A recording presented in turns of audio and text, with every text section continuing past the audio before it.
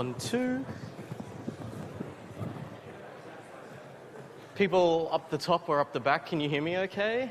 Can I get a thumbs up from anyone in the back row? Yeah, okay, some people can hear me. All right, good. All right. 2:05, so we should get started. Before I start on anything, I'd like to acknowledge the Bedegal people and elders past and present who are the custodians of the land on which this lecture is taking place. And then we'll go on to talking about what we're doing here. So, if what's on the slide there, COMP1511 Programming Fundamentals, looks very, very confusing to you because you didn't enroll in it, then maybe you're not in the right place.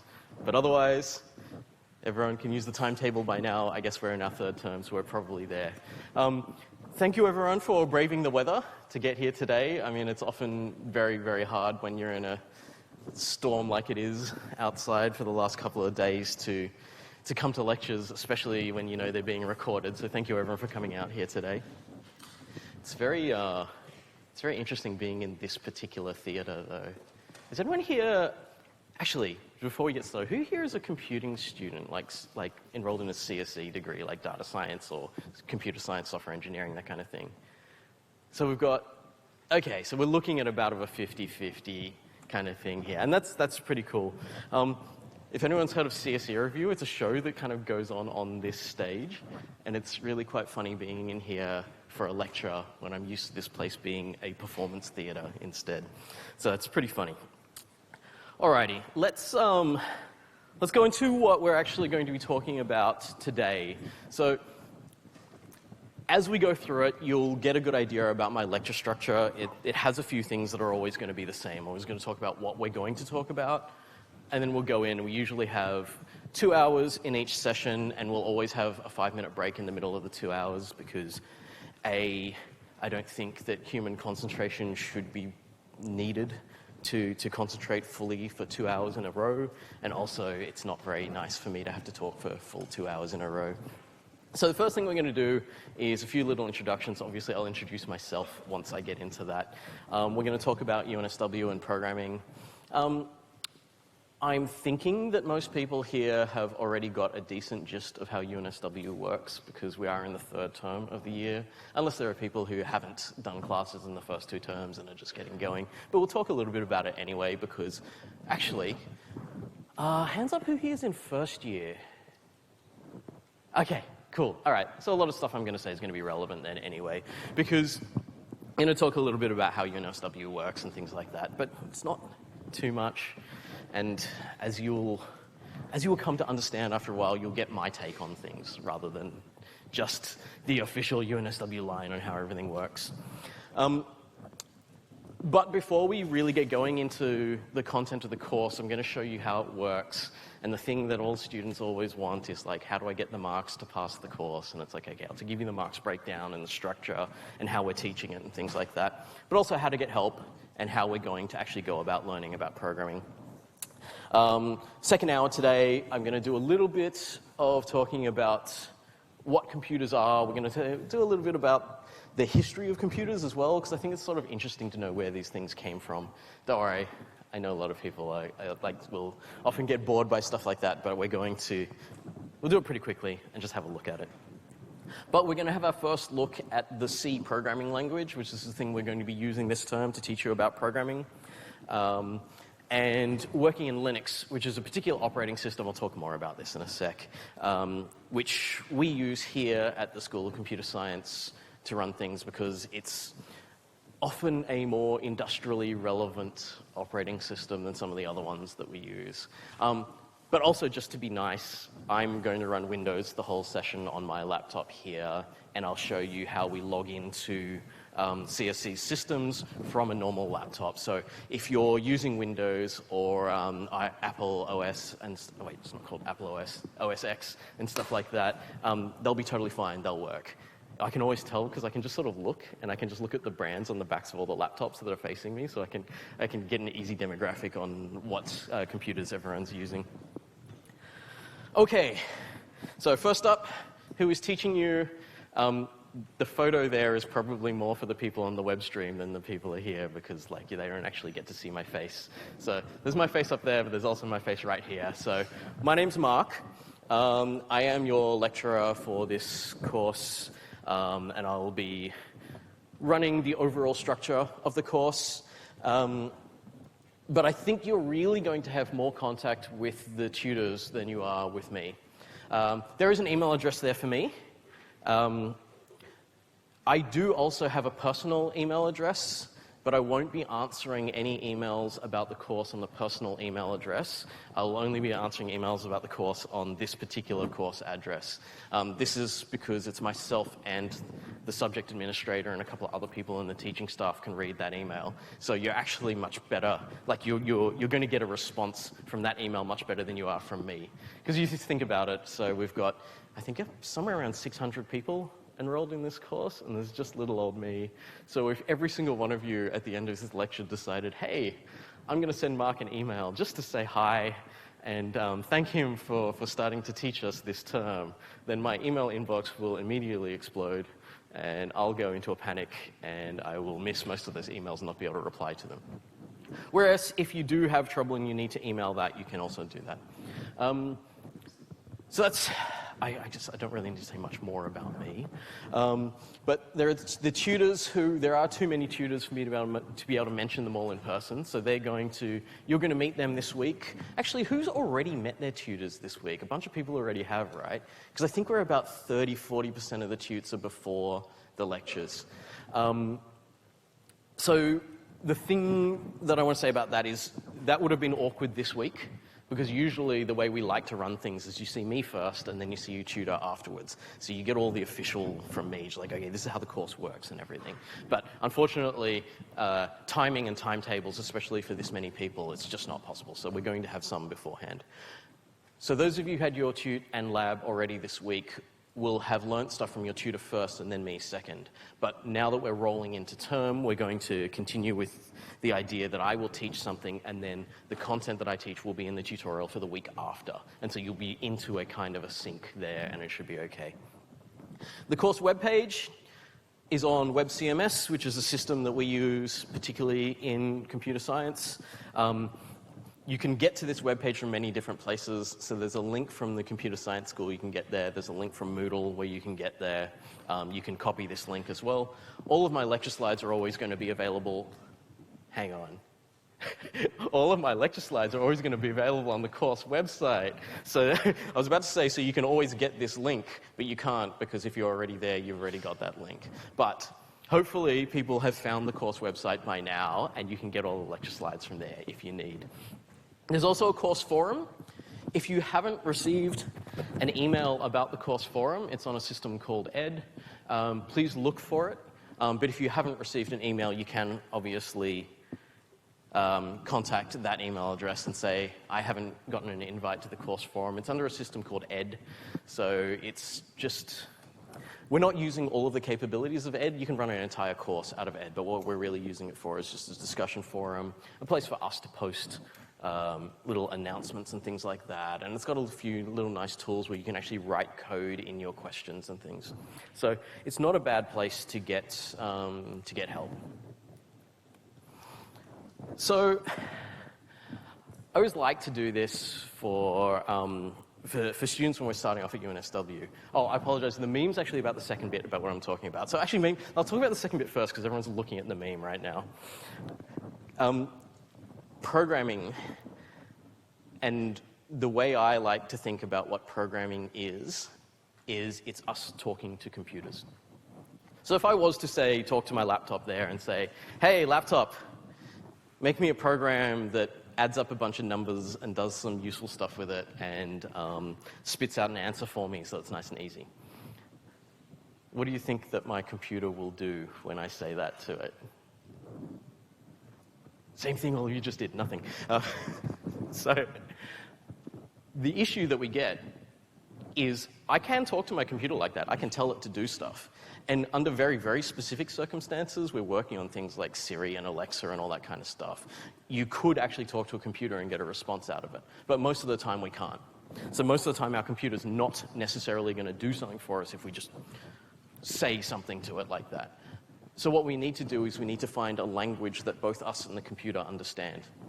And that's what programming languages are. Programming languages are an intermediary between us and the computer.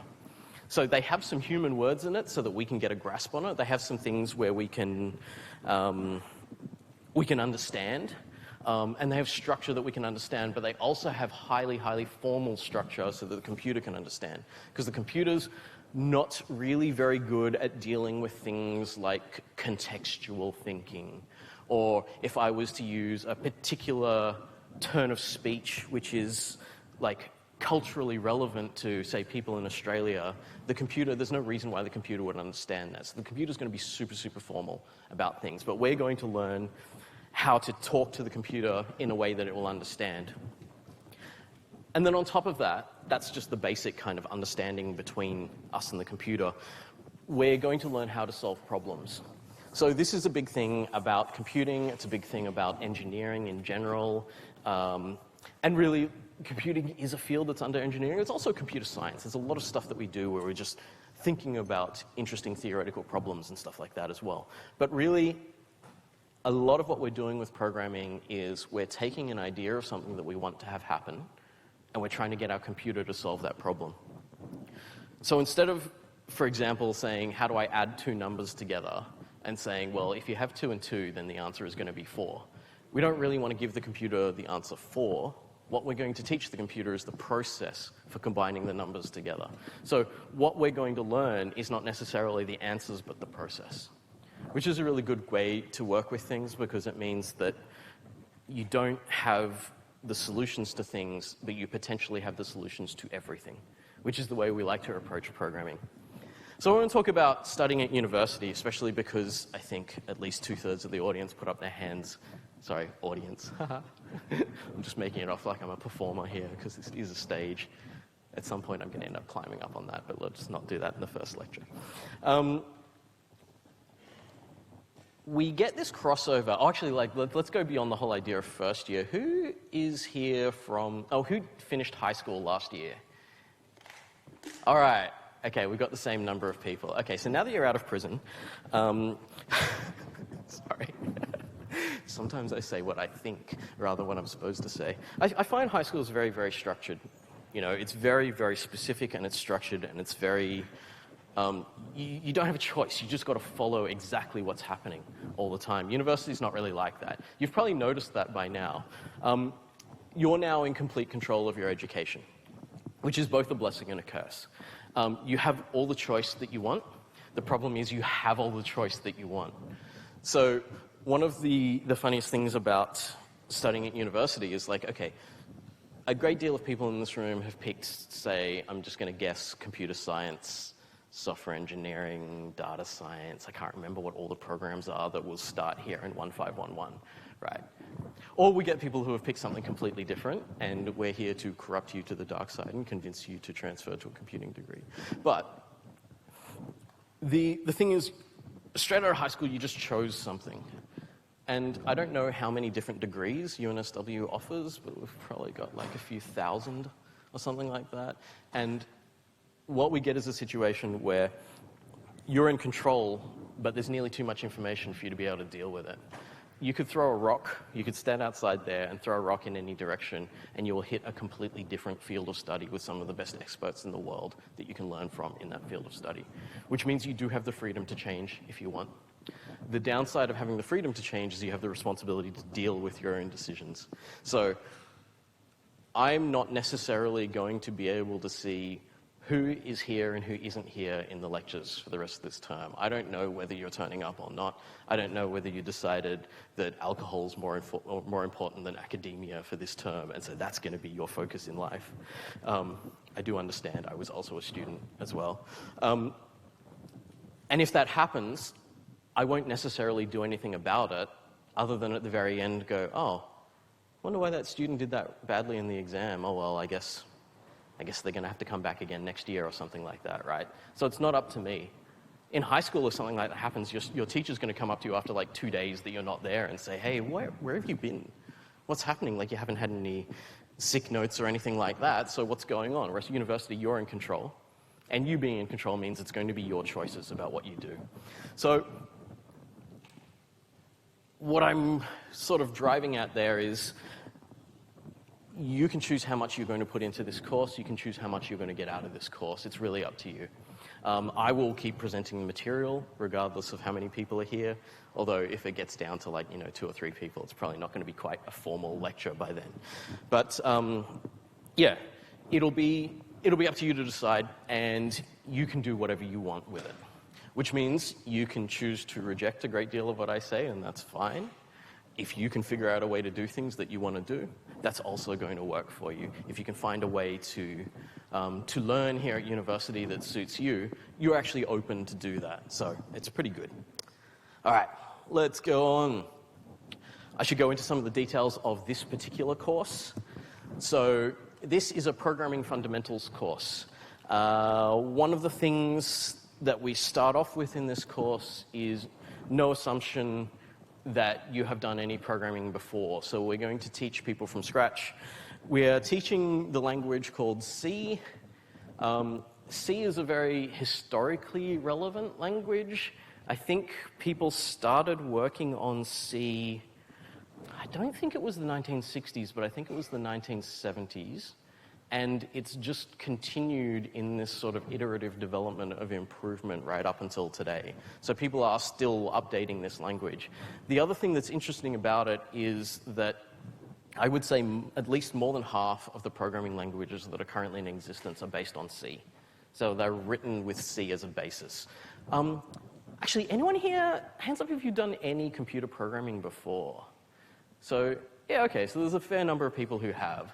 So let me say JavaScript. Do we have JavaScript programmers? Yeah, do we have C# programmers? Do we have Java programmers? C++? Yeah, all of those languages were based on C. So what we're doing, and that was a lot of the people who just put their hands up about having seen programming languages before. By the way, it doesn't matter if you have or you haven't, especially because there's stuff we're going to do in C that isn't in any of those languages anyway. It's nice. Not to say that it's not nice that you haven't done some programming before. I think it's really handy that people are learning programming all through high school and stuff. But if anyone hasn't done programming before and they're like, oh, all those other people with their hands up, don't worry, you'll be fine. I actually find often that sometimes when people start from behind, they end up in front because there's this drive to be like, no, I'm going to catch up with those people. And so what you end up doing is you build up momentum. And then you build up momentum, and when you overtake the people who already knew stuff and who came into this course already knowing stuff and are just like sitting on their laurels going, oh, I already know that, I already know that. And then the person who didn't know anything just shoots straight past them because they've just built up this momentum of like, I'm going to learn everything, I'm going to absorb everything.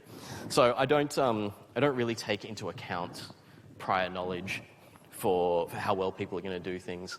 Unless, of course, you already know everything about C programming and you're a reasonably accomplished computer scientist or software engineer already, in which case you probably don't need to be in 1511, but we'll see.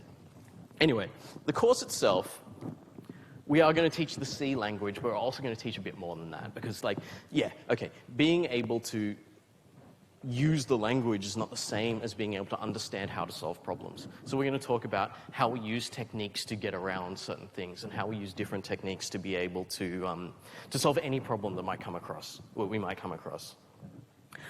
We have a few bits and pieces that are going to be in the course. So we've got lectures, we've got tutorials. Those are the normal things. Those of you who have been in your tutorials already know that the tutorial is immediately followed by a lab class.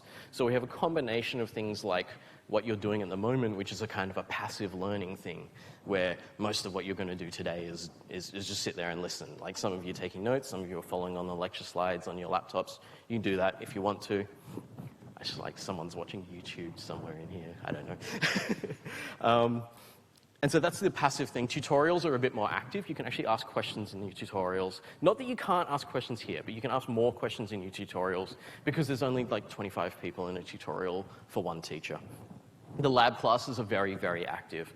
The lab classes we hold in our CSE computer labs. In case anyone doesn't know, CSE, when I say that, stands for Computer Science and Engineering. That's the name of the school that is delivering this course. I just thought I assume most people know that by now, but you know. So the lab classes, you will be in front of a computer. We will have you working in pairs for most of that as well, so that you get an idea, because we don't really work in a vacuum. To be honest, no one works in a vacuum. We're always working with other people. And so we want to make sure, at least in part in this course, you get some time working collaboratively with people rather than just on your own writing code, which is a really weird way to work. But you know, you've probably figured this out already, that university is obviously a slightly contrived way to learn things.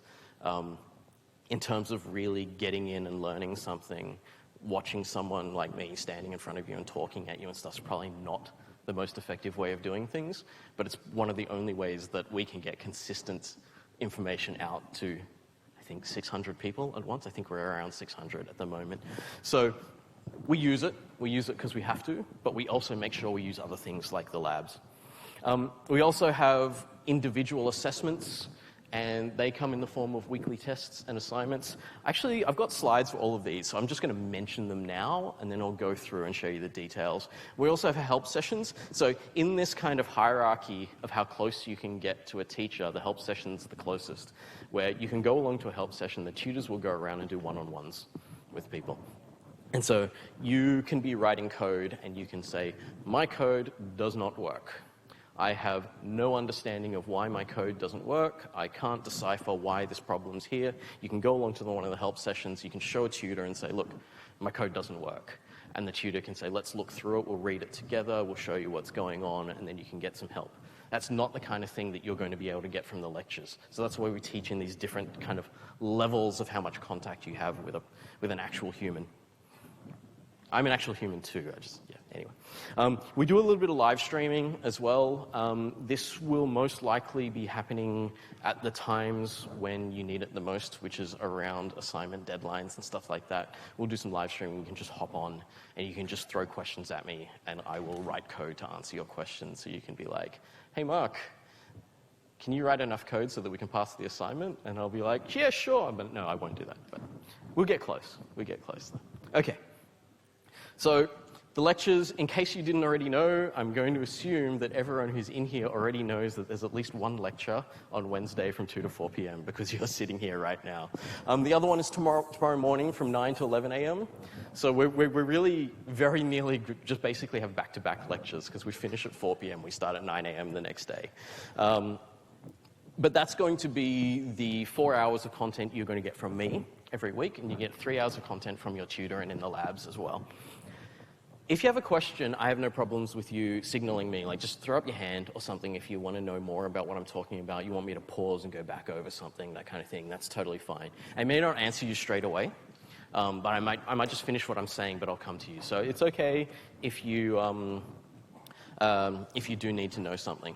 I do have one rule, though, and this is a rule that I think is valid across all of your education in general, and it covers nearly everything. And this rule is that no one disrupts anyone else's education. So if you do need to help someone, right? If your friend sitting next to you says, I really don't get what he's talking about. Do you know what he's talking about? I'm okay for you to just have a little whispered conversation. That's fine. You can tell someone that. Or if you need to, just step outside for a bit and go, look, let me draw this on a piece of paper. I'll show you what this means, and then come back in when you're done. Totally fine. Nothing wrong with that. But if you have a conversation where, like, 20 people around you can hear what you're saying, and then there's a conflict between what you're saying and what I'm saying, then you're disrupting someone else's education. I don't like that, right? So that's what I mean by no one disrupts anyone else's conversation. That's from the lecture's perspective. From the course perspective, there's plenty of other things that would cause problems with other people's education, and I just ask you not to do that, that's all. Like, we're all here, and as I said before, we all have control over our own education. We all made our own choices about our own education. And if you disrupt someone else's education, you're taking their choice away from them. Because you're taking their choice to listen to me or their choice to work on the labs away from them. And so I would ask you not to do things like that. So that's the simplest way you can sort of look at it if you want to. We learn for ourselves. We help other people.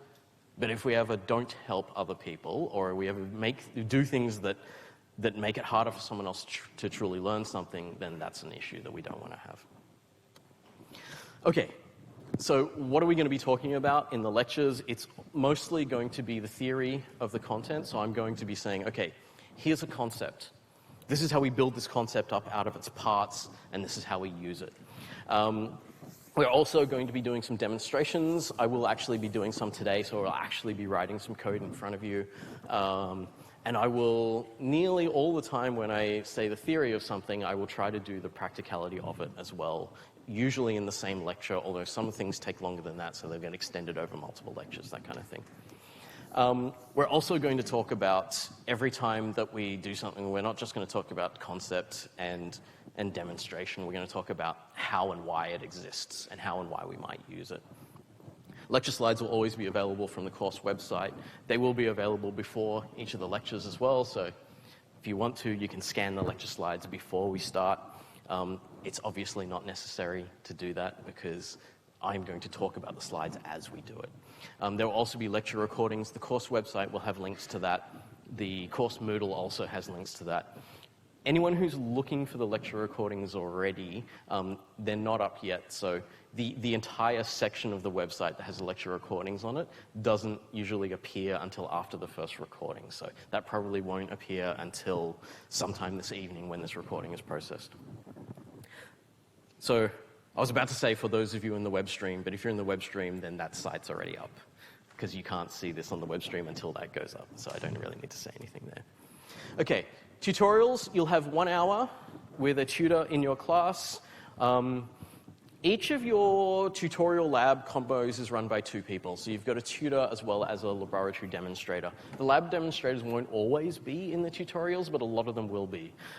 So you kind of have nearly 2 people with a group of 25 of you, which means you do get some personal time to work with people. Your tutors will go into a little bit more depth than I will because they know they've got time to do things. Each tutorial has a kind of a goal where I will say to the tutors, here's the concept that I want the students to practice in this particular week. And so they will go through questions in the tutorials. The actual tutorial questions are available. I think this week's were available on the weekend already. And so if you want to, you can look through the questions. The tutors are not going to go through all of the questions that are written in the tutorials. The tutorials are kind of a reference for you because we will obviously release the answers to the tutorials every week as well. They're a reference for you to say, oh, so the tutor covered these questions, let me go through these other questions and see whether I can get them right as well or not, or see what I can learn from them. A lot of the stuff in the tutorials won't be on computers. So a lot of it will be thinking about what's going on or learning how to solve problems with other people or even just getting to talk to the other people in your class so that they can help teach you how to solve problems or you can help teach other people how to solve problems. A little side note that there's a lot of research that's been done on how well people learn things, and one of the best ways to learn things is to teach someone else. There's no better way to really, really lock down the basics and have a true understanding of what you're doing than to actually try to phrase it in a way that someone else can understand. So a lot of the stuff in tutorials, you can actually help other students like that. But even when all you're doing is teaching someone else something that you know, you're probably actually getting a lot out of that. I know for certain that my basic C programming skills have gotten much better this year, because I'm now teaching this course the 3rd time this year, and I know my basic C has gotten better, because there's all these little things that I do just on instinct, but coming back through, I was like, no, this is exactly why that exists, and here's a good way to learn it. So yeah, tutorials are good. Tutorials are where you actually get to talk. So if someone here in the lecture theatre starts talking at me, I'll be like, can we not? There's like 500 other people that actually need to hear what I'm saying. But in the tutorials, you can actually have a bit more of a conversation. The lab classes, as I said before, actual programming on actual computers. So this is where we get, because everyone's going to learn in slightly different ways, right? Some people are going to be actually really happy with just, I want to absorb what Mark is saying. So I will be up here and I'll be talking, you'll be like, I get that, I get what you're saying. I can figure that out later, I can do it. But some people are like, I have no idea what you're talking about. Like, that's just not happening at all. But when I put you in front of a computer and say, okay, solve this problem, you'll be like, yep, cool. And then you'll be able to do it, and you'll be like, okay, so sometimes it's like, I need to work on something to really truly get an understanding of it. So what we do is like, we're catering for all different ways that you're going to learn things. So the labs have, in pairs, practical coding. So every week there's going to be a series of questions that you're asked, and you're asked to solve those problems with a partner. The labs are marked, and so they count for 13% of your final mark. Just to be clear, the first lab is not assessed, especially because some of you did the first lab with no guidance from me or anything like that. So the first lab's not assessed, and out of the remaining 9 weeks of the labs, I think we take your best 8 out of the 9. So even if you're away for one of them, you can't finish one of them or something, you can just sort of throw it if you have to. Like, not everyone's going to be 100% perfect on the ball 10 weeks.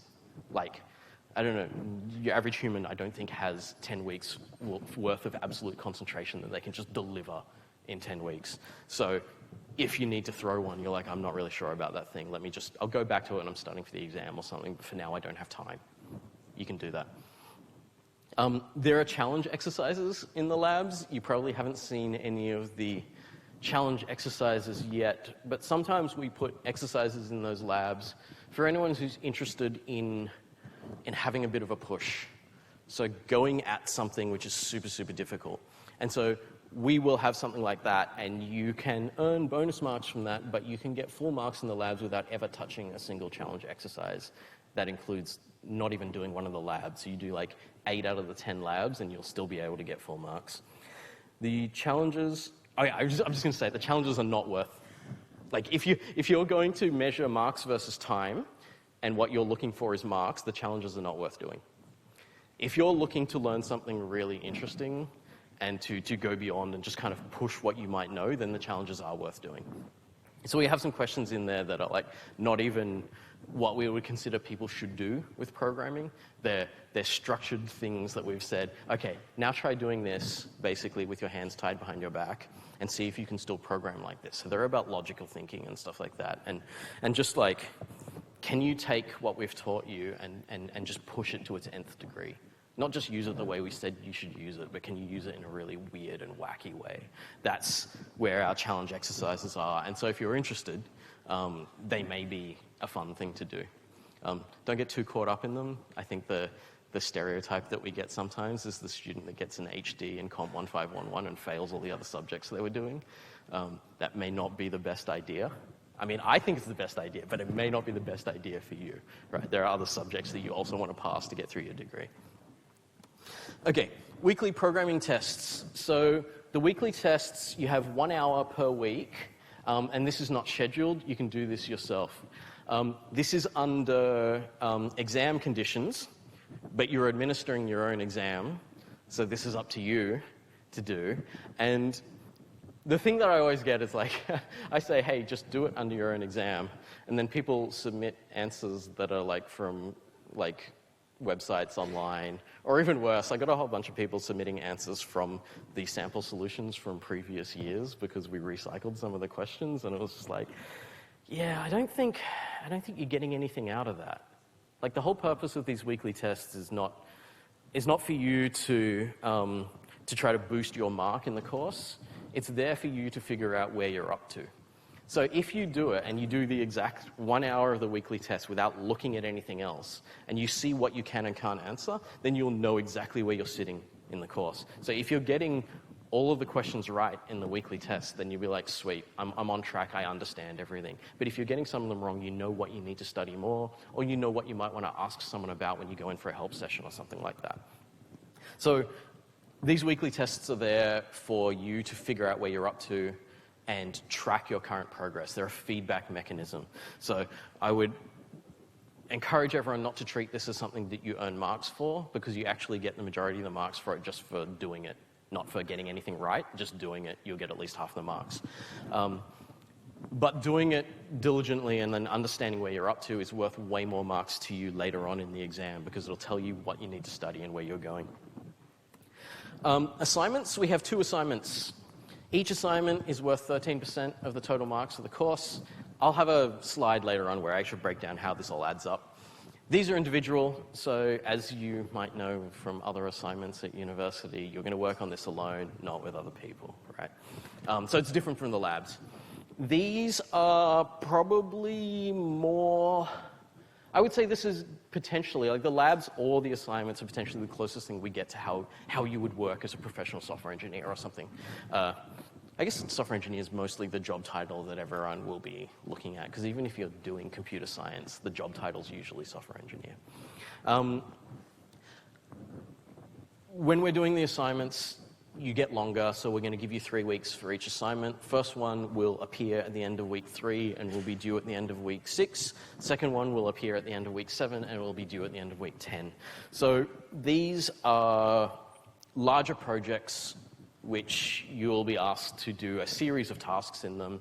And we structure it, right? We structure it in tasks, like first task is this, second task is this, third task is this, and so on, so that you will use the previous tasks as you go on to the later ones. So you can just sort of follow it in order and see how far you can get, and then just stop when you're like, okay, I'm done here. This has eaten enough of my life as it is. I'm going to finish here. You don't have to finish everything in the assignment.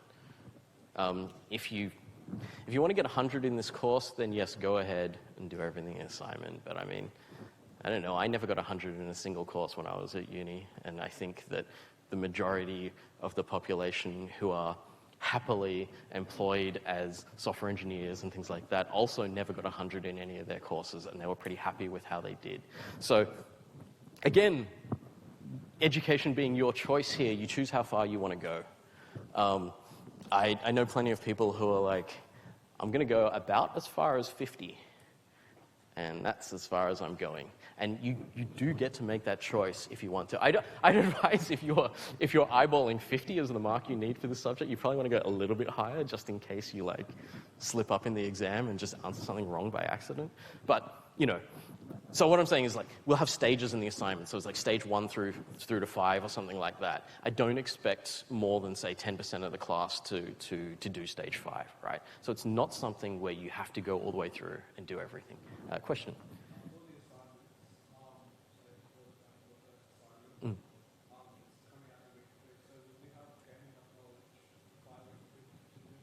Yep.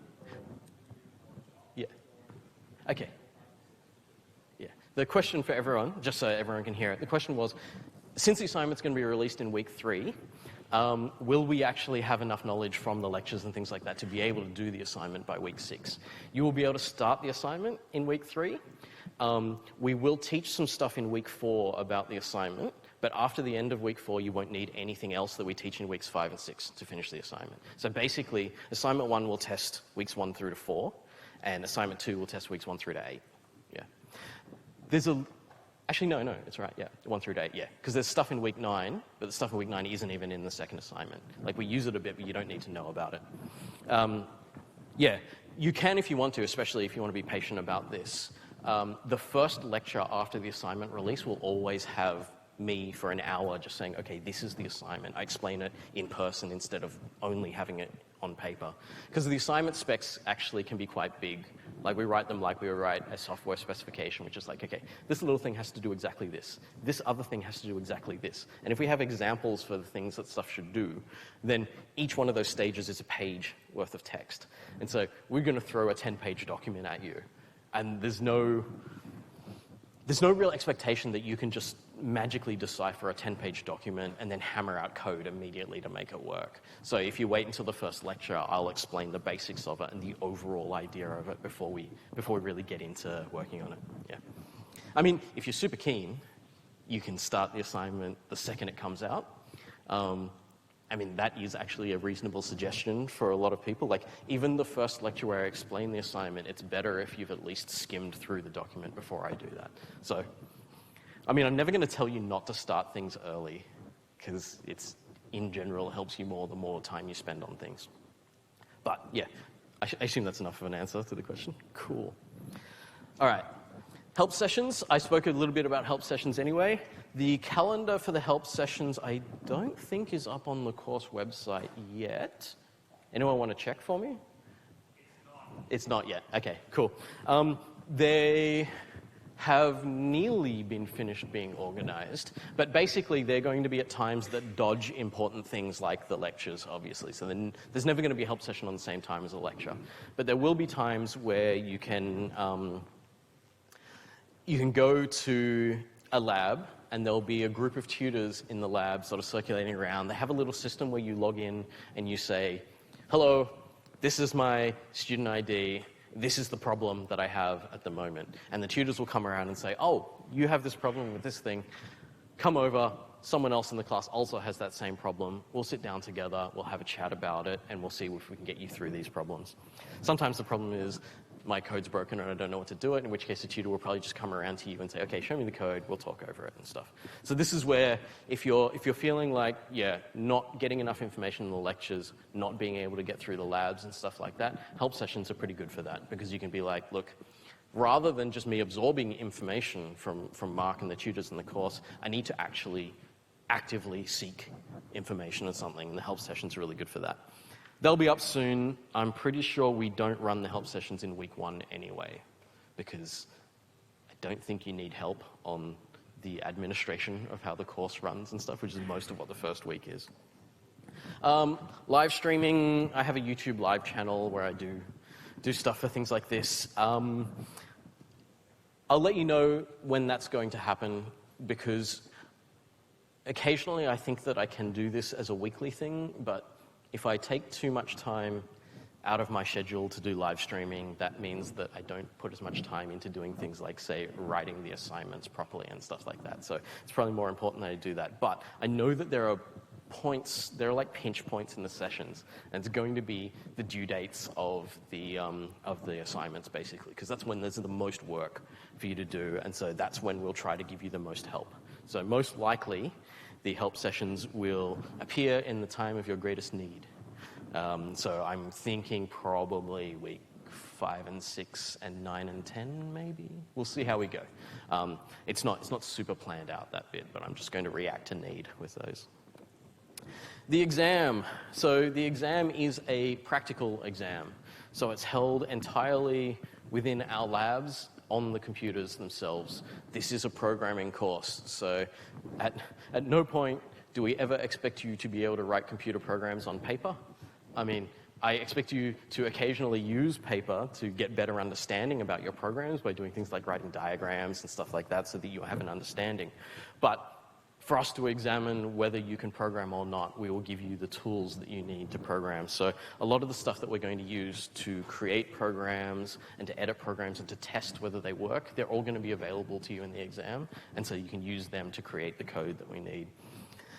Basically, you will be given a series of problems, and they'll be like, can you get code to do this? Can you get code to do this? Can you get code to do this? And then you will go through them one by one and say, yeah, okay, I can write code for that, I can write code for that. And at some point you'll be like, I can't write code for that, so that's where I stop. You know, it's the same kind of thing as like the stages and the assignments, or even like the labs. Nearly everything that we do in this course is actually numbered content. So assignments have stage 1 through to 5-ish, depending on, the second assignment's usually got 1 extra stage than the first. The weekly tests are questions 1, 2, and 3. The lab questions are also ordered. They're nearly always ordered in terms of difficulty. So it's always easier for you to just start from the beginning and just work your way through it. One thing that I really don't like a lot of the time is like the whole winning at university thing, where we accidentally train students to be really, really good at UNSW. And then they go out and get a job and they go, all right, where's the exam?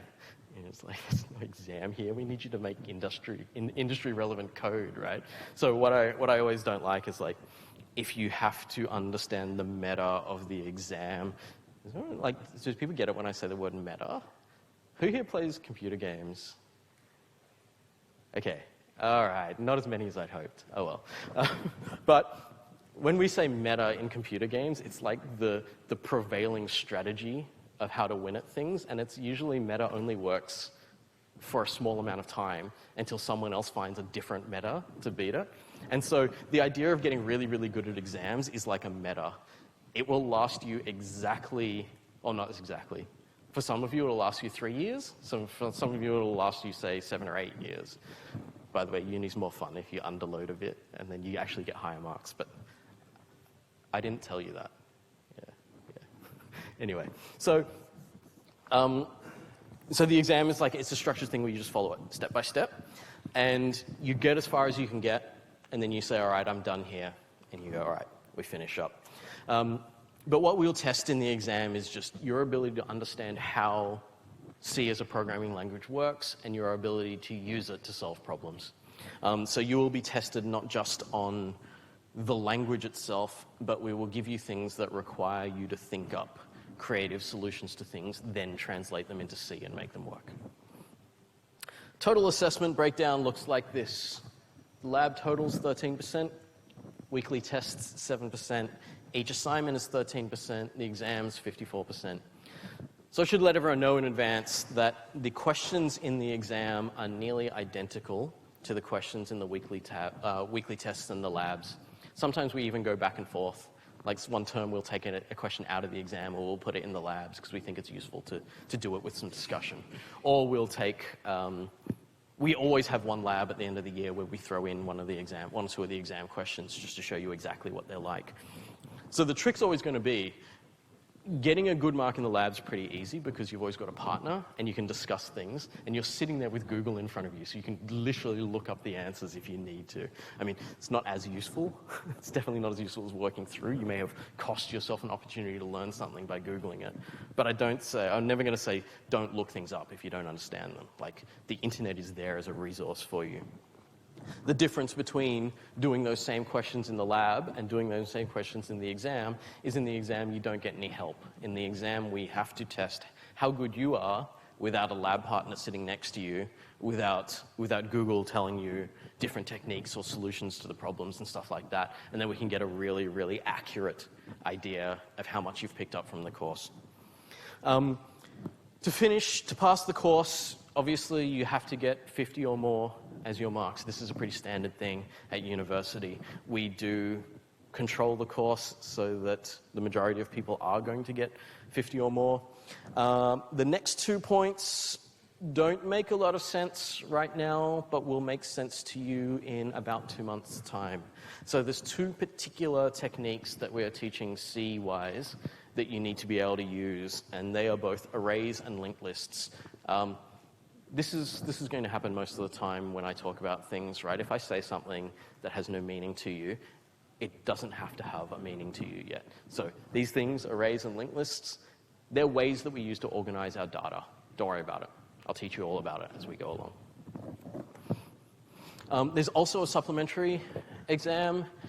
If I recall correctly, that is the week of, I think, the 19th of January. So it's when the uni starts up again next term. So if there's anything that happens where you can't sit the exam for any reason, you can get a supplementary exam instead. In previous terms and years, the supplementary was given for a whole bunch of different reasons. So anyone that got, say, 49 in the course and stuff like that, we would give them a chance to do a supplementary and things. But unfortunately, that's not the situation that we have anymore at the university. The only supplementary exams will be based on special consideration and other concerns.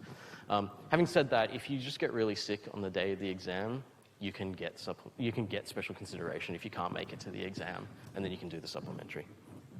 And we have like simple things, like I just had a student who last term who broke their arm, and so they were unable to type properly, so they were like, well, why don't we give you a few weeks for that to heal up a bit and you can sit the supplementary instead.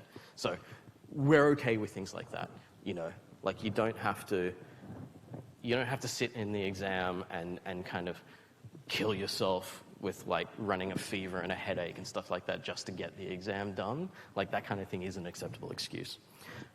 I don't really need to talk about that now though, actually, because we are going to talk about that in detail when I talk about the exam much later in the course. There's a course textbook, and even on the slide I'm saying there's an optional book. It's got some nice things about how to work with C and stuff like that. If you like to work off paper, you can use it. I don't use it, and I've never used it, but I think it's useful for people who like books. I mean, personally, like all the resources I use are online.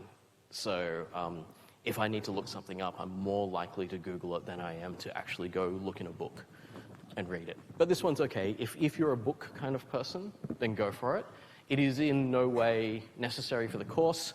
I am not going to refer to it in the course at all because it's optional, right? So if we had a textbook that everyone had to buy, then yes, obviously I'd refer to it, but it's unfair if I refer to something that only part of the course is bought. So it's optional.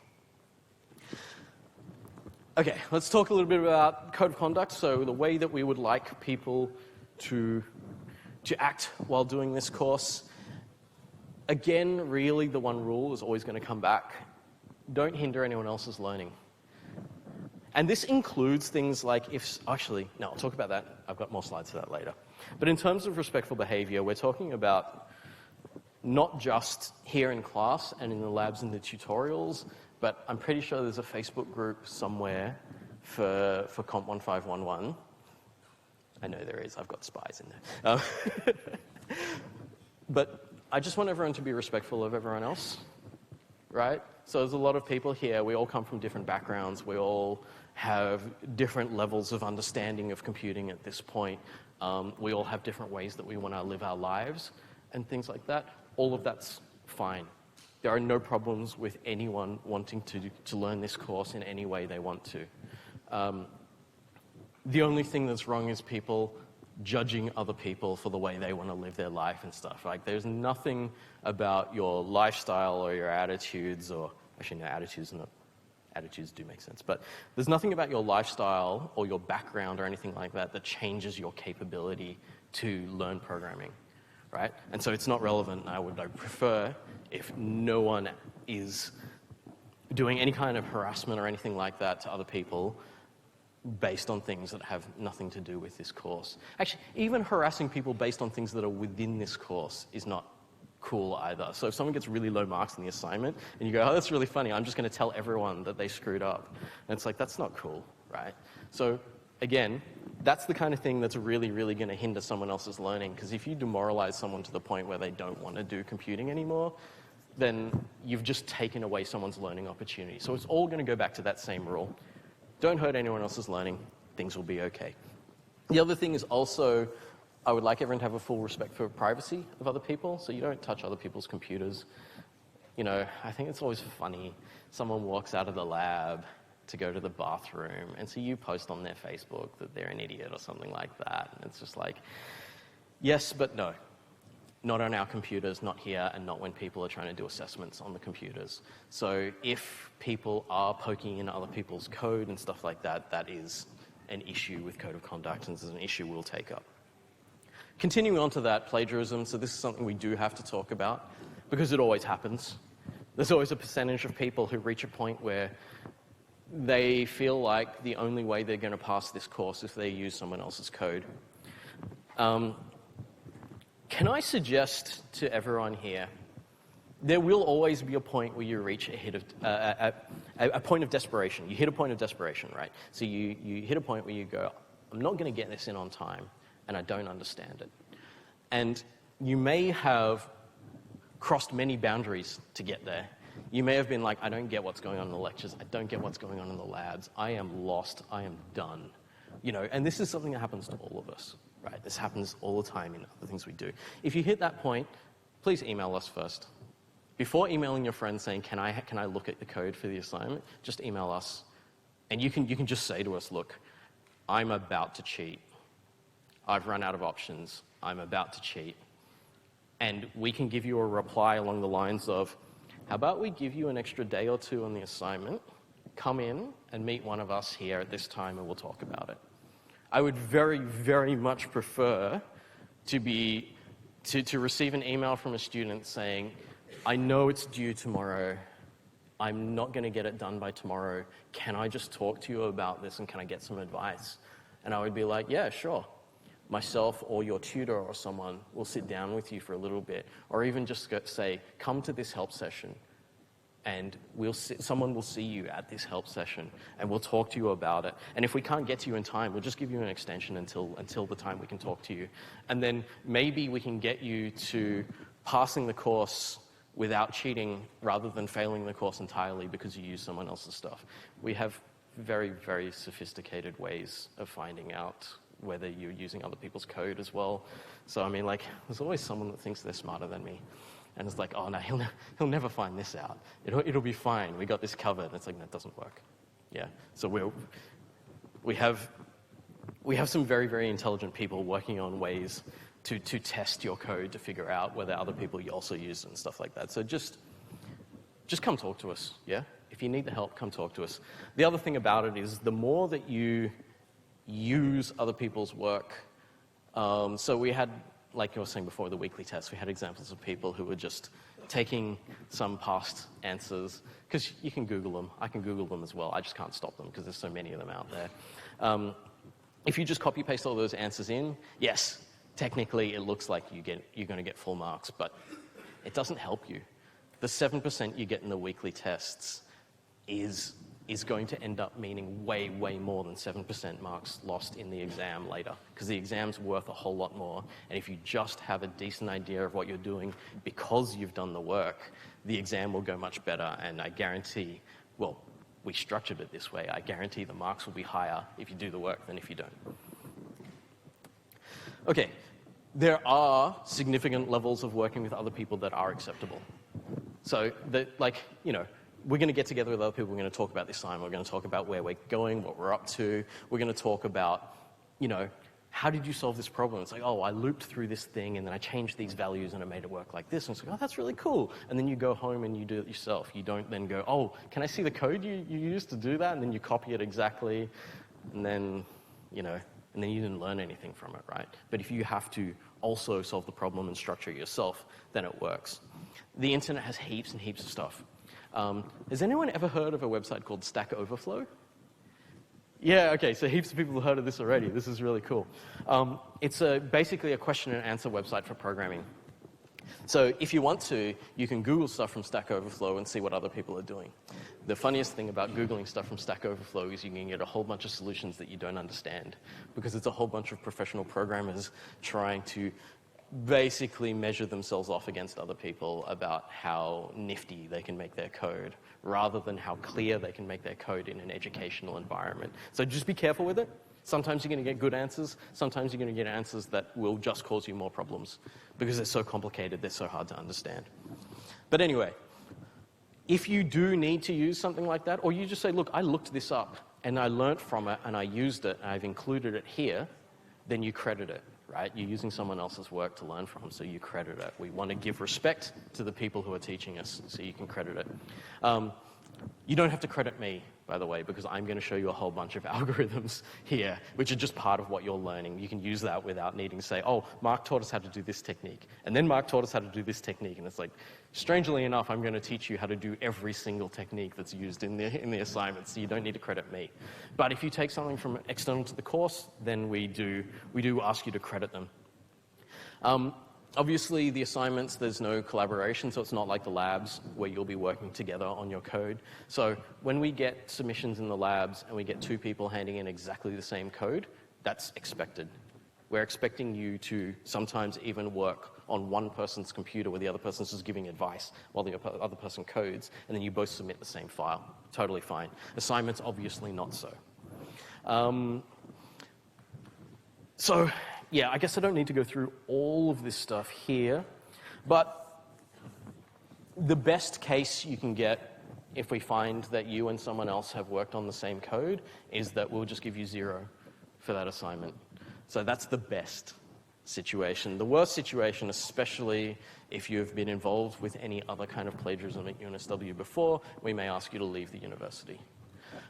It's unlikely that someone in first year will be like given the boot or anything crazy like that. Like, it's more likely that we'll talk to you and go, look, we need to know that you understand how this works.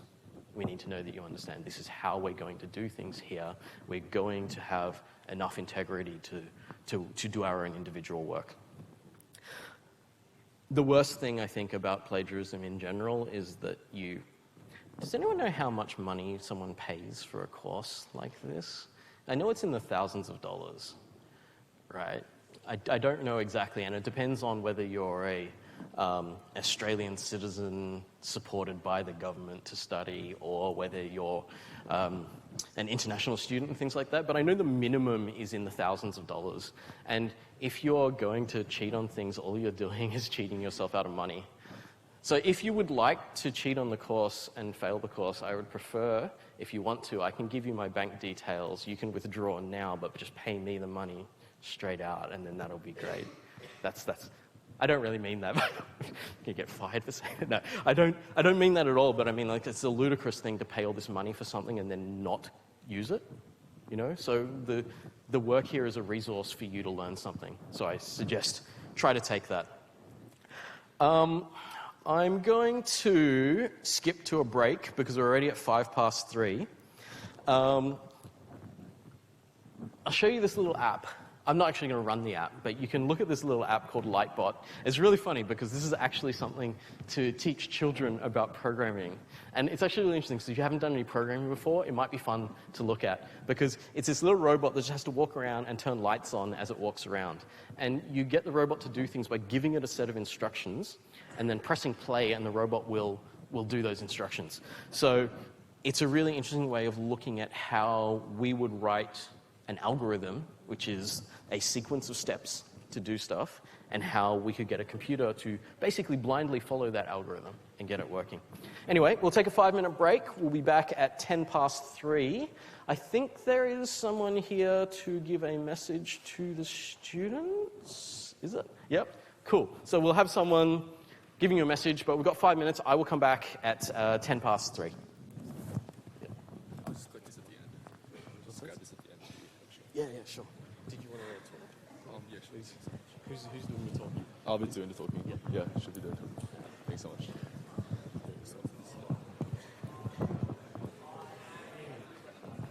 Hello? Hey guys, I have like one quick question for you guys. Put your hand up if you have any plans for the summer holidays. Okay, around half of you. Great. So, I'm from ISEC, and we have a great opportunity for the summer holidays to go on exchange for 6 weeks to over 126 different countries that we have been partnered up with. ISEC's in over 126 countries, been here for over 70 years, and what we really want to deliver is leadership through exchange. And so our 5 main partners are in Vietnam, Indonesia, Taiwan, Poland, and Greece.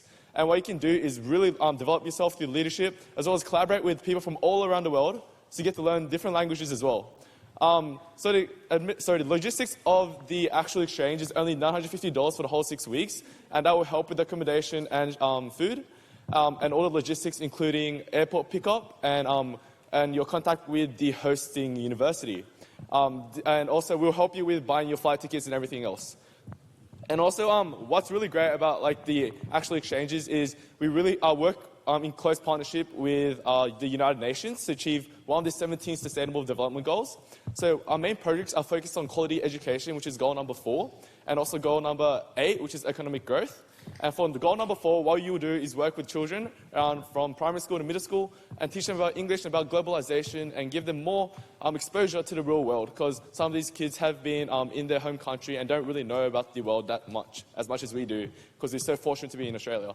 So what I'll be doing now is, if you guys are interested and have 6 weeks to spare and possibly like change your lives, I'll be going around giving you guys a board with the expression of interest. All you guys have to do is write your email down and a phone number, and someone from the society will give you a call in the coming weeks. And hopefully you guys will have a holiday of a lifetime. Thank you so much.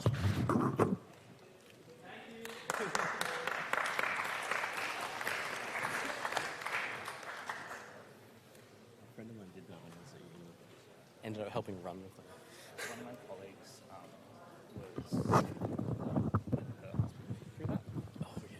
So when I went to uni, I went to work before I started uni. She was like, "Oh, you should check them out." Yeah. And I did. And I never did anything with it because I don't have time. Yeah.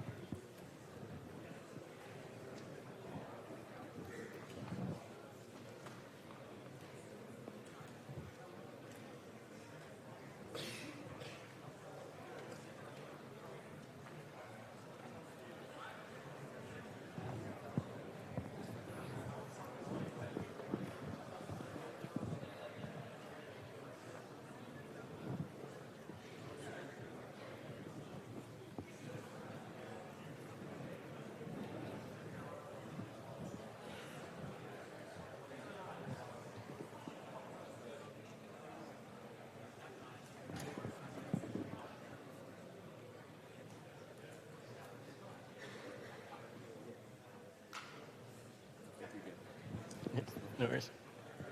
All right, 10 past 3, let's get started again. Okay, so I didn't put the breaks in the right point in my lecture, so I'm going to go back a couple of slides. Some general advice on how to succeed in COMP1511, but it's so general, it'll probably work for other things in life as well. Really, really simple idea. The more time you practice with something, the better you're going to get at it. Obviously, if you can focus your practice on really specific things, that's going to be more valuable. But in general, the more time we spend at something, the more time we spend pushing our ideas of stuff, the more mistakes we can make. Making mistakes is a positive thing, by the way, not a negative thing. The more mistakes you make, the more you're going to know about how something works. So, under the theory of the more time you spend doing something, the better you get at it, we have a lot of content in this course that gives you a chance to do more things if you need to. So, if you do want to do well at this course, you want to have a good understanding of the basics of programming, I can suggest the first step is to simply complete all the work in the course. Like, I do understand that there are going to be time constraints, there's going to be a lot of pressures on your time. Every single lecturer, myself included, thinks that they're the most important course that you're doing. I'm right, the others aren't, by the way. And so we will always set the assignments at a time that is good for this particular course and how we're learning this course. Everyone else sets the assignments at exactly the same time. So if there's 2 assignments in your other courses this year, they're probably going to be due nearly the same time as the one that I'm giving you. So the issue is always going to be, can you spend enough time to be happy with what you've done on everything? And that's going to be your own decision. The other thing, and this is the thing that I was talking about before about the students who sometimes start from behind but push harder than other students. Focusing on how good you are is probably not quite as useful on focusing on whether you're improving or not. I mean, in general, focusing on how good you are is either you're just being really arrogant or you're cutting yourself down unnecessarily. So neither of those things is going to be that useful to you.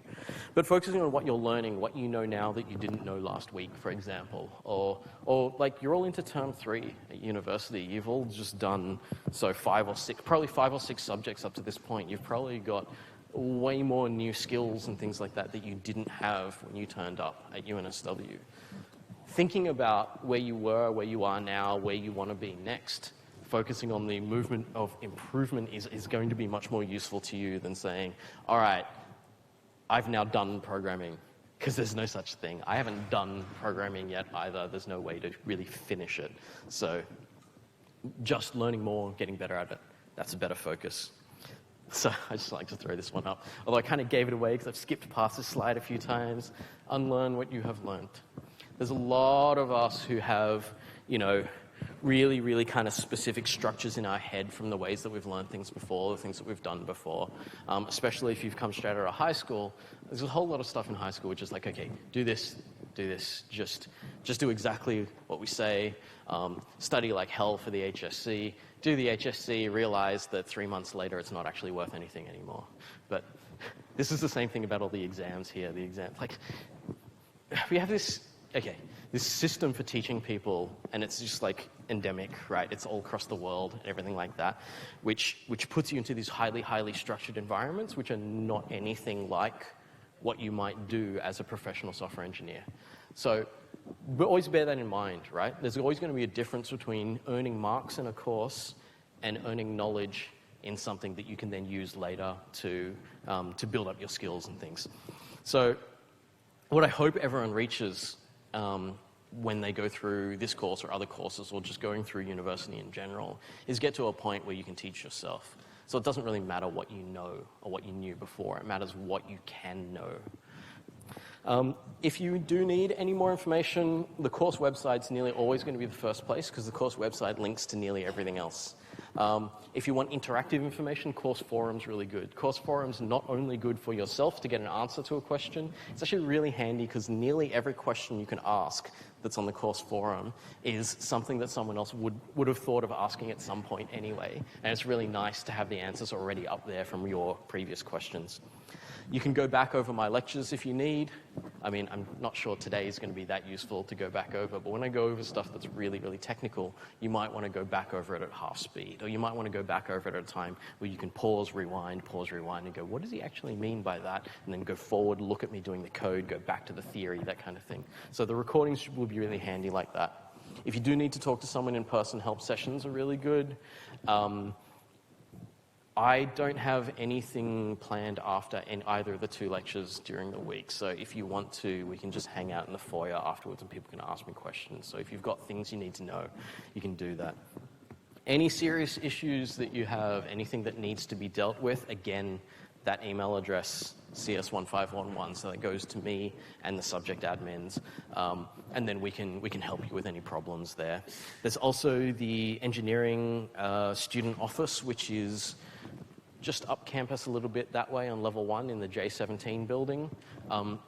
Any general problems you have, you can go to them there.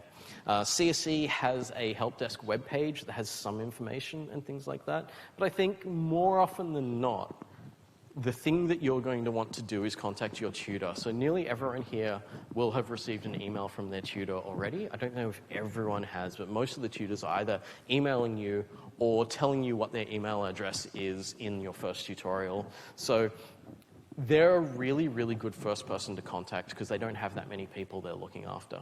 Right? There's only 25 of you in a tutorial, so most of the tutors are only looking after 25 people, so you might actually get a reply immediately when you email one of the tutors. If you email me, then again, the same factor of 600 to 1 comes into play. So sometimes it's a bit sad, and I always feel bad when it happens, but sometimes I won't get back to you for like 4 or 5 days or a week or something, and then I'm just like, by then, sometimes whatever you're asking me is stale by then, like it's not even useful for me to reply. So you'll get more out of your tutors because they're more likely to give you a response within maybe a day or so. If you do need to contact us, either on this address or to your tutor, please include your name and your student number, your ZID whenever you do it, so that way we know who you are. Because otherwise we can just get people who aren't even enrolled in the course go, hey, how do I do this technique? And it's like, what? Why am I teaching you? Who are you, right? So especially when you're sending it from an email address that isn't your normal student email address, just make sure that you let us know who you are. Okay, so that was the break that we had already. Let's get talking about what we're doing. So the first thing that we're going to think about if we're learning how to program is that we want to learn about what the computer is. So the computer's a tool, but I like to think of the computer, and I'm not alone in thinking like this, as the computers that we use nowadays are the ultimate tool that humankind has ever created. So we made things like the wheel, and the wheel is like super amazing. And what it did was it helped humanity travel to many different places and carry many different things. And it just sort of sparked the idea of the Industrial Revolution and things like that. And the wheel's great, but the wheel only does one thing. It just rolls. That's it. All we did was reduce the amount of friction we had in moving things around. And that had that much of an effect on humanity. Computers are vastly superior to a wheel because they can do nearly anything. So the computers can be used to design better wheels if we design a program for the computer to do that. Computers can be used to entertain us. Computers can be used to make amazing things. Computers can be used to make far better decisions than humans in many particular fields. People are working on getting them to the point where they will make better decisions than humans in everything. I, for one, would like to bow down to our new robot overlords first so that I can get a higher position in their new order. But when we break it down, right, so we want to look at the tool itself and how it works. There's 2 things that every computer is going to do that we're going to use. A processor, and I think everyone's heard of, who's heard of a CPU or a processor, right? I'm pretty sure most everyone here has. You've got one on your phone, you've got one on your laptop, and I assume most people have laptops here and stuff. The processor is the thing that says, you give it an instruction, it crunches the numbers on that instruction and makes something happen. I'm not even going to get any more specific than that because processors do so many different things, but it's usually small numerical things that you can just build up into bigger instructions to do more complex things like, I don't know, run complete three-dimensional simulations of environments and things like that, you know. The other thing that a computer is going to do is it's always going to be able to store some information. So it's going to have some memory, and in that memory, it either has things like a bank of instructions that's going to process later, or it has the results of its processing where we've said, hey, save this information after we've processed it, and then we can use it again, that kind of thing. This little back and forth is something that we're going to use a lot. So we're either going to be giving instructions or we're going to be saving information. A little bit of the history of computers. The first sort of documented evidence of a programmable computer. It's not even actually genuine evidence of a programmable computer because they never completely built it. Was Charles Babbage designed this thing called the analytical engine. It was mechanical. So it didn't have like a chip or a CPU or anything in it, so it was like in the 1800s, right? It just had like a whole bunch of levers and cogs inside it, and the idea that when you move some, the others would then move. And so it would react to other things. It was designed for just crunching numbers together and getting some kind of result out of it. Ada Lovelace, who is pictured here, is your spiritual ancestor. So she worked with Charles Babbage, and she's credited as being the first person ever to write a computer program. So the first person ever to write a series of instructions to be performed one after the other on the first computer, which was never completely built, which was the analytical engine. So she was like super theoretical. She was able to actually piece together the idea of what a computer could do without even having one to test whether it was working or not. So this would be really funny if we had this course and it's like, all right, everyone put their laptops away and we don't have any labs anymore. You're all just going to write code hoping that it would work. So she was able to actually do that. So she's like one of our most important sort of historical figures. Another very, very important historical figure is Alan Turing. So this is this century when computers became the kind of devices that we think of today. I mean, they started off having significantly less computing power than one of these and needing about as much space as, I don't know, this whole stage, I think. So in 1944, they built a computer called Colossus. It took a warehouse to fit this computer in it. And it was there to try to break the German Enigma codes that were used in World War II. It was actually successful in breaking those codes. And Alan Turing, who is pictured here, was interesting because, you know, we talk about war heroes and stuff and talk about people who managed to, say, stop millions of people from getting killed and things like that. We don't think about people like Alan Turing who, I don't know, I don't want to say the numbers in case I get them wrong, but we're talking about ending the war between the Allies and Germany something like 3 years earlier than they expected they would have been able to if they hadn't had these computers to be able to do this. So I don't think I really need to say to anyone here that computers changed the world, because we're in a world that is undeniably in a different place than it was, say, 20 years ago, just from the invention of, say, smartphones or social media and things like that. So we know. But back then, they didn't know, and computers did most certainly change the world. He also developed the concept of the Turing machine. We are going to talk about the Turing machine later in the course. We're going to sort of fiddle around with a few examples of it. The Turing machine is a theoretical concept which is the basis of all modern computing. It has those two things that I was talking about, a processor that executes instructions and some memory.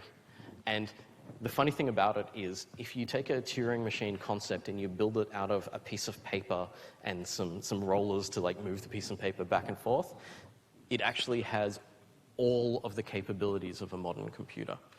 It's just a little bit slower, like a few billion times slower, but it has all the computation capabilities. So in the, what are we looking at, 75 years since that time and those concepts, we haven't actually added to the theory of a computer. We have a little. There's a lot of little different research. There's quantum computing and stuff like that. But the basic computers that we're using now, everything you use to program on, is all still based on this concept. Okay. I've done the thing that I do often where I talk about the next slide before I get to it, and then I get to it. Okay, so what can we do with computers now? So now that we have the equivalent of a building worth of processing power in our pocket, and we use it to play idle games and stuff instead of being productive, what are we going to do with all this capability? So we're looking at the ability, and I think these things are interesting because these are the kinds of things that you might want to work on. When you think about where you want to be in, say, 10 years' time or something like that, you might be doing something like this. We have the capability now with computers, especially when we're talking about massive things like cloud computing and stuff like that. We're looking at throwing thousands of processors at a problem or something. We can do massive simulations of things. We can do real-time solutions to, say, the traffic in Sydney. I think that would probably be quite pertinent to everyone. And then we can say, like, how could we rearrange the way that our roads work and the way that our signals work to actually make traffic flow better? It's a massive, massive simulation issue. It's also things like predicting weather and climate patterns and stuff like that. Really, really massive issues where what we need is the ability to be able to approach that much data and work with it. So all of you who are doing data science, this is the kind of thing that you're going to be looking at. But I think this is also pertinent to anyone that's doing computing because we look at really big problems and we try to figure out what we want to do with it. And I also threw one in here just for fun, deciding what you want to watch next on Netflix. It's actually a really, really big and non-trivial problem. So it's like, how do we show someone something to try to make more money out of them? So some of you here, I mean, like, I talk these grandiose things. Some of you, I'm like, let's save the world with computers and stuff like that. But I'm sure there's some people here, it's like, how do I make a lot of money with computers? And stuff like figuring out what someone wants to watch next on Netflix or something, how do you show something to someone so that they will click on it, is a really, really deep and interesting problem in computing as well. So that's the future that you may or may not do, you may or may not come to, but for the moment, we have to think about where we are now and what we want to do. So we're going to talk about practicalities now, about what we can do. So we're going to use Linux, which is an operating system, to do the basics. There are a few different ways that you can get access to this. The easiest is one called VLab. VLab is something we've set up here at CSE that allows you to just log in from anywhere, as long as you've got an internet connection, into our computers. So you can then use one of our computers in a window on your computer, and it will act exactly the same as if you were sitting in front of one of our computers over there. So I understand it's not always going to be super convenient to be able to come in here to do your work. You want to do your work at home. You don't want to be like working on assignment and leave uni at like 3 a.m. and try to get home. You know, like there's not that good public transport at that time. So you can work at home with this stuff instead. I'll show you in a second because I'm going to use it. To do the programming that we're going to do, all of the stuff that we're going to be writing is going to be in text. So it's all just stuff that we're going to type in on our keyboards. We're going to have a specific text editor we're going to use for this course. It's called gedit. It's a pretty simple one. We didn't want to give you something with too many bells and whistles because we know that if we just drop people in who have never programmed before and we give you a fully fledged massive code editor with like 18,000 buttons across the top and down the sides and stuff, it's just going to be like, what's going on, right? So gedit is just a few steps above something like Notepad. They've got a few things that make it easy. There's a few tricks that you can work with it and stuff, but it's enough that we don't just kind of like bamboozle you immediately with like a stupid amount of stuff. There's also a compiler. We're going to use a specific compiler in this course called DCC. DCC is a compiler we've built up specifically for students to use. So it does a whole lot of work in the background to do more than a professional compiler would. So I should actually say what a compiler is. Actually, I think I might have slides on this anyway, but I'll talk about it in a second. It's a thing that translates code for us. So it takes the stuff that we write, translates into something the machine can understand. There's many of these, but I think I've got slides on these, so I'll talk about them anyway. So Linux itself is an operating system. Hands up who here knows what an operating system is? So, or even just have heard of the concept and vaguely how it works, right? So we've all got computers. Well, actually, not everyone has computers, but I assume most people have computers. And on our computers, we expect that we can run stuff on our computers. So my computer here, I expect to be able to play games on my computer. So in order to play games on my computer, I need something running on the hardware to be able to connect my games with things like my graphics card and stuff like that, to connect my keyboard up to my programs so that when I type stuff, it actually goes in. A lot of that stuff in there is a specific kind of program called an operating system. The operating system, as you can see in this sort of diagram here, sits on top of the computer hardware and sits between the computer hardware and our code that we're going to write. So we're going to write code, and then the code is going to work with the operating system to make our computer do things. So Linux is the operating system we're using here. A lot of people I can see are using OS X and Windows in the auditorium here. That's totally fine.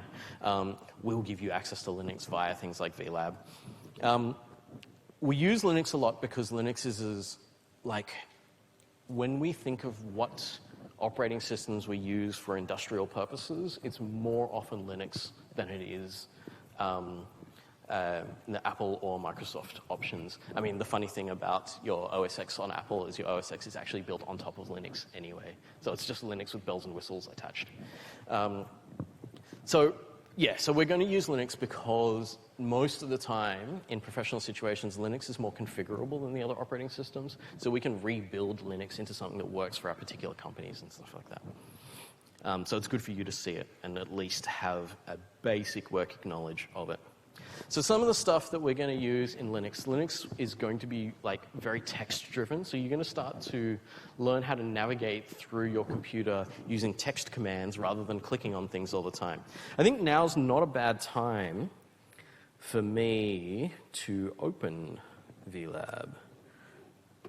So if you've looked at the home computing setup on the course webpage, or you've had your tutorial and you have your chance to talk to your tutor about how to set up VLab, you may have this set up already.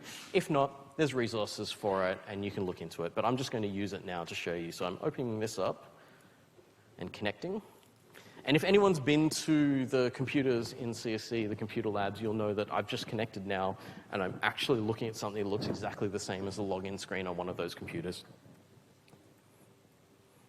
So I will just log in. Always got to be careful in a lecture when I'm just going to type my password in, that I don't just type it into the other field by accident.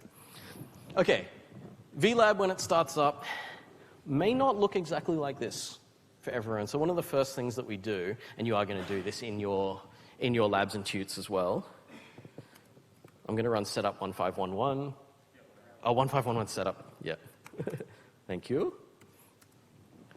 Because I haven't done that in a while. And this sets up a few things just to make everything look nice in a particular way. So if we all do this and all have the same setup, then every time that I do any kind of code demonstration for you, it's going to look exactly the same as what it will look like for you. So what I'm going to try to do with everything is just make everything all in this same environment. I don't want to have to confuse you by changing around lots of different things.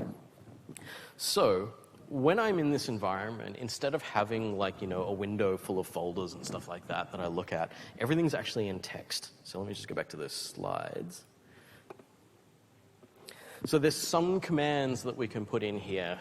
So ls, this is an apology I'm going to make probably several times during the course, is there's a lot of stuff in what we're doing, especially when we're doing this kind of core level basic programming, that was invented sometime in the 80s. And since it was invented in the 80s where we had less capability for the number of characters that we could put in at a time, stuff's abbreviated in really annoying ways. So instead of saying list all the files in the current directory and typing in a word like list, they abbreviated it to ls. So ls will tell you all the files that are in your current directory. Making a directory is called mkdir. So instead of make directory, it's just mkdir. CD changes the current directory. PWD tells you where you are in the current directory. Let me go across to VLab and I'll show you a couple of those. So I can do ls here. And ls, I think this is also one other thing that's set up that you can do is 1511 colors. I have to check when I run this. Oh yeah, we did spell it Australian. A lot of programmers swing back and forth between spelling colors in Australian or American because there's like keywords in certain programming things that require you to spell colors without a U in it. So this will be a constant state of confusion. So some of these things are telling me that these are directories and some of these are files. So ls is going to show me a listing of things, and then I can go into one of these directories by saying change directory. So I can do cd COMP1511, and then I'm in this directory. I can do ls to see what's in this directory, and this is last terms. Actually, I haven't set up this terms. I was actually going to do this now, which works. I can see all of these directories that have all the stuff in it that we did last term. So these are all the live demos that I did last term. Obviously, I'm not going to show them to you now. There's way too much content. It's going to take approximately 9.5 weeks to show you the rest of this content.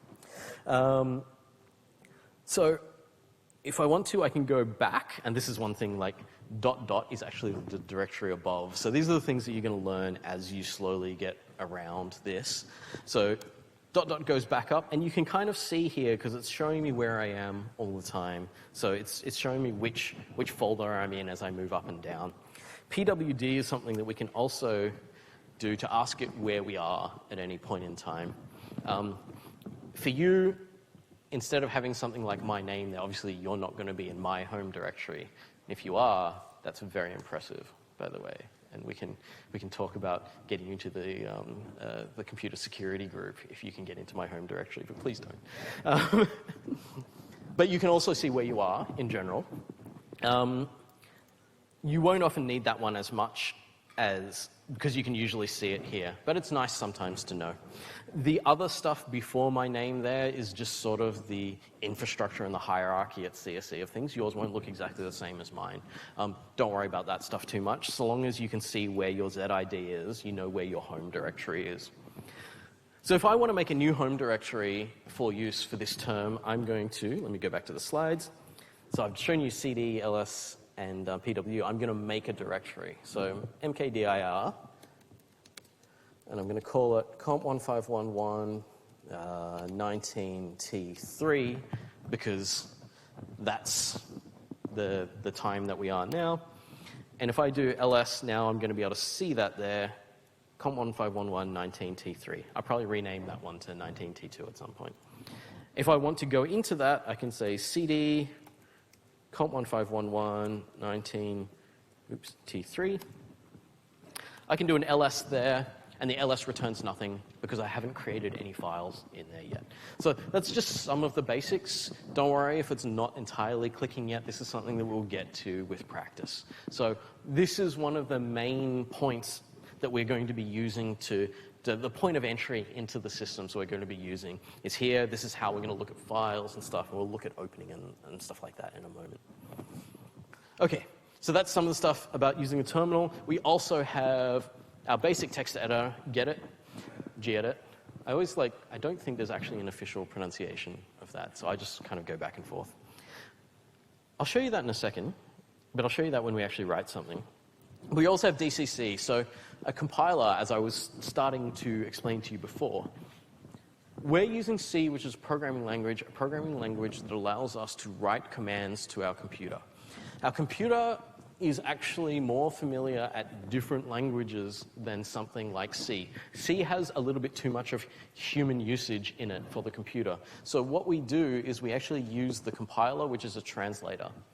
It's a translator that takes the code that we had and translates it into something that the computer can read explicitly. They can read straight out and run on its processor. So every program that we're going to write a file that is C code. And that C code is going to be our set of instructions and our pieces of memory we're going to use to store information. And then we're going to run it through the compiler. And after it's run through the compiler, it's going to turn into what we call a program. The program is a file that we can actually execute. So it's a file that when you think about like something on your phone or something like that, it's the icon that you tap that makes the app run. Yeah? And so we're going to be creating those executables, and we type the executable name in, then the program code is going to run. So it's these basics which you've been using for the majority of your lives when you've been using any kind of apps or anything on your phone or your computer or anything like that. We're doing the basic level of this. So let's do a little bit. Yeah, I've got 20 minutes left. That's good. Let's do a bit of programming. So when we're programming in C, this is the shared language, the language that we can understand and both the compiler can understand.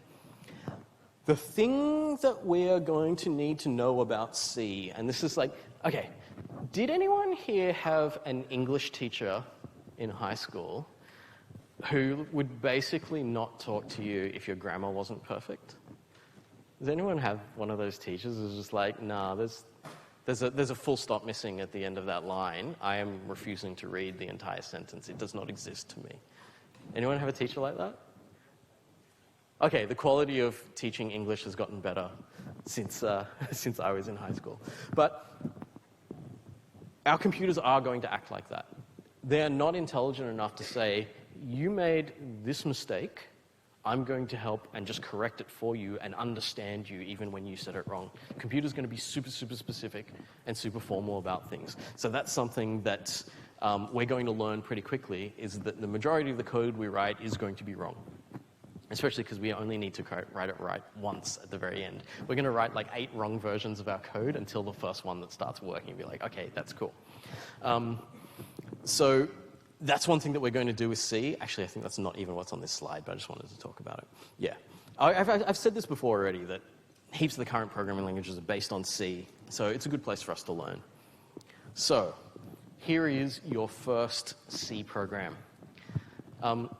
Hello World also is like a really historically famous example. It was one of the first things that a computer program ever said as output.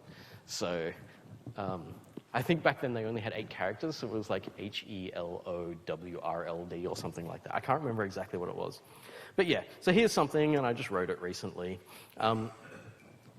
This is a little bit of what C code looks like when you've typed it in. If we type it into something like gedit, it's going to look exactly like this.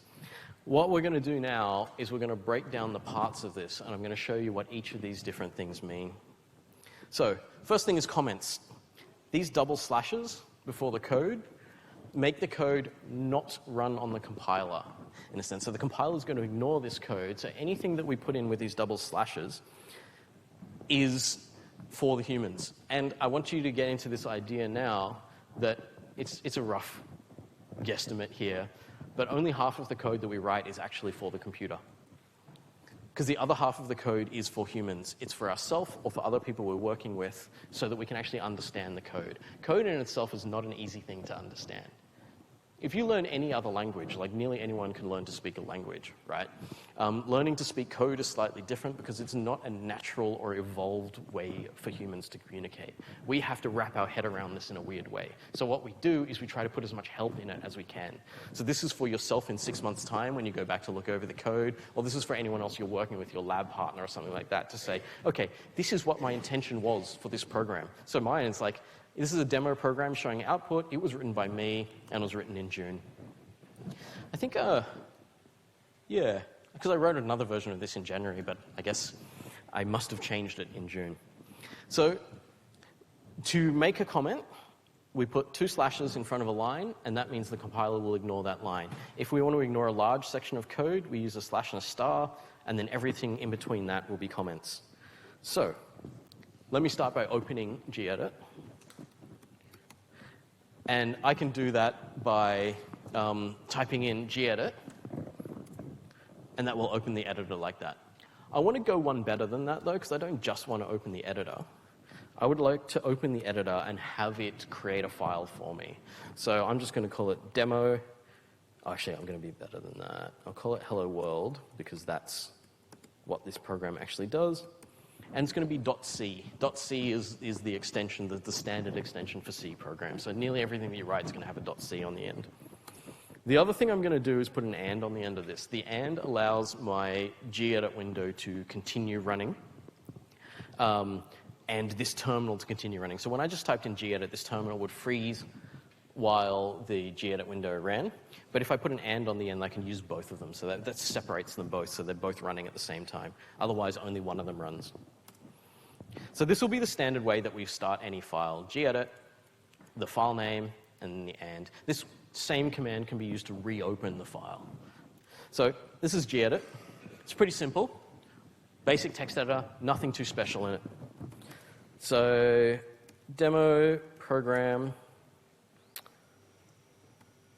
hello world, Mark Chi, September 2019. And if I want to, I can even put some more information here. First program for term 3, COMP1511 students.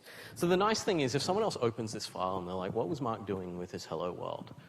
All they have to do is read it. They just read this line and go, oh, okay, this is exactly what Mark was doing. This is his first demo program in his lecture.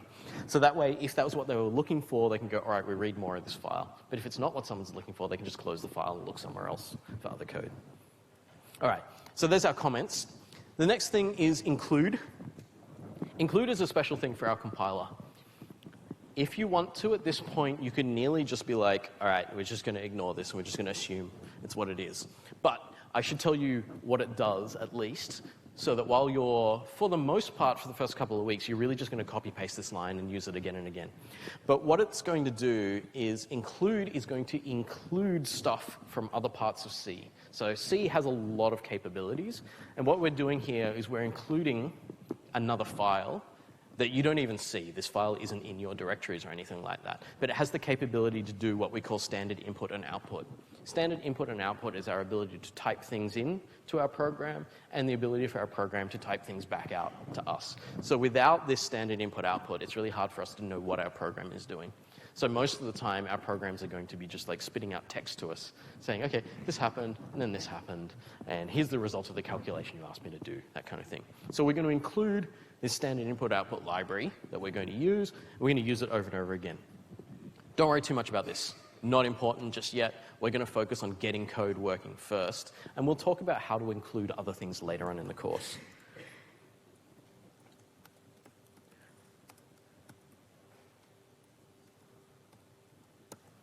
All right, and you can see the nice thing about gedit is as I complete certain things that it recognizes, it colors them in certain ways so that it's easy for me to remember what things are.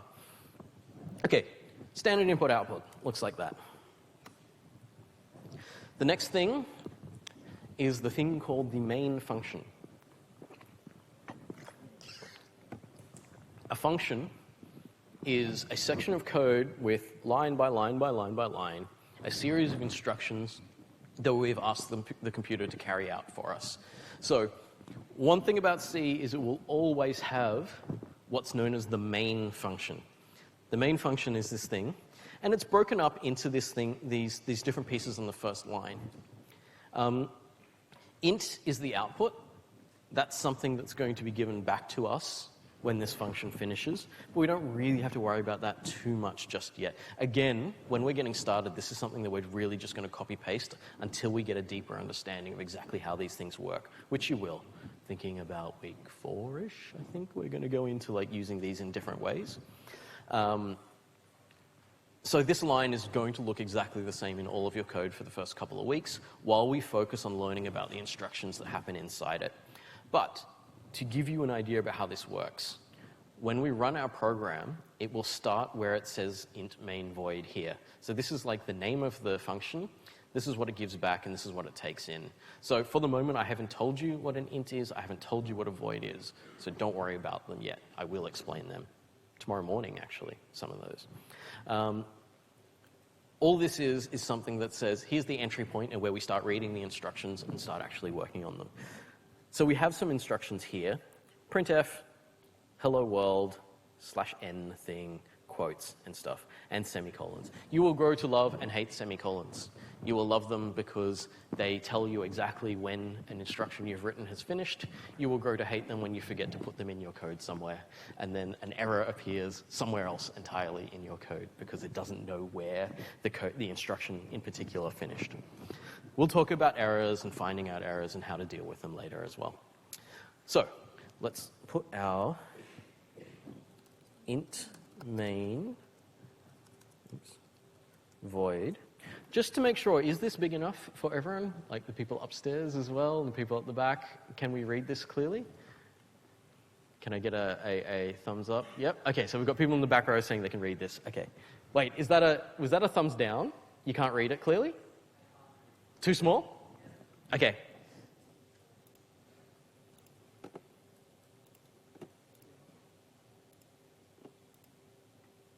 Did that get better?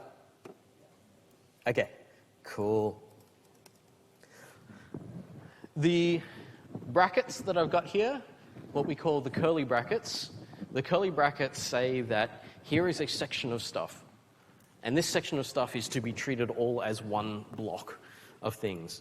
So my main function here is one block of code that is all going to be executed one after the other together. I'm going to start showing you this thing because this is what we do, and it's what we call code style. I've indented here. I press tab, but tab in gedit, the way we've got it set up, is going to put 4 spaces here.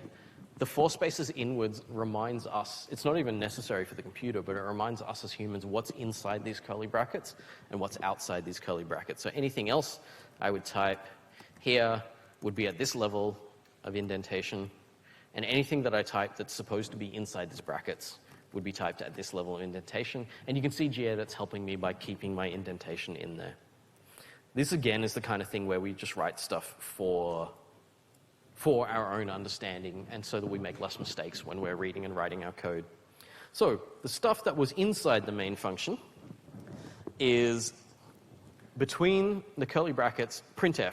So printf is something we actually got from the standard input-output library. So you'll know if you try to run printf and you don't have this line, you will get some errors in your code. So printf is a thing that says, I'm going to print some information. So this is giving some information back to our user when the program runs. Printf just says, I'm going to type these letters onto the screen. So literally, these letters that you give me between these quotes here, I'm going to deliver to the screen. So I'm going to type in hello world, I'm going to give it an exclamation mark for fun, and then I'm going to do this funny thing here. This funny thing here is a /n, because what I want the computer to do is I want it to print stuff out onto the screen, only I don't have any way of saying, how do I print out going down to the next line? So this character here, which you're probably going to become quite familiar with over time, is what we call the new line character. The new line character says, I've finished with this line, I want you to move the cursor down to the next line, so if I type anything else, it'll be on the line below. The other thing we're putting in here is return 0. Return is our way of saying we're finished with this function and we're giving back some information. For the moment, return 0 is actually just going to say this program has functioned correctly. We actually even technically don't even need to put it in there. Programs will run without it. But I'm going to put it in there for completeness now for us to say this function, which is the entire program, is going to run this one instruction, and then the second instruction is going to be its way of saying, okay, I'm done. I'm finished, and this is all I need to do. Just pressing Control-S there to save that before I go on. Yeah, I had a question. So it means any line after the return 0 will not be executed? Yes, the question was, is any line after the return 0 going to be executed? No, it will not, because you can't execute anything here after the point at which you've said, this is over now and we're returning. Okay, oh yeah, oops. Everything that I said there is on these slides as well if you want to read it again later. So we've got our editing here and our compilation. So our compilation is where we go back to the other screen that we had and we use DCC. So I'll show you how that works. So DCC is our compiler, and so for it to translate the code, it's going to need to know what code we want to translate. So, oh, actually, I'm going to type that out fully. I won't show you the tricks just yet. Hello world.c, and then it's going to need to know what program I want as the output. So that is a little thing here called -o. So -o is short for output. And so I'm going to name the program that I want to run. So I'm just going to name the program hello and run this. DCC hasn't said anything. At the point that it hasn't said anything, it means that it hasn't found any errors in my code. It just hasn't found any errors. That doesn't mean there aren't errors. It just means that it was able to create a program from this. So if I press ls for a directory listing, I will see now, highlighted in yellow here, is a thing called hello. Hello is a program now. I've built a program from this hello world.c. Don't worry about the file with the tilde. That's just an incremental backup of my text. So hey, these can come in super handy later on if you accidentally delete files for something, but for the moment, we don't need to worry about them. So the file that was created here is hello. To be able to run this, I use a command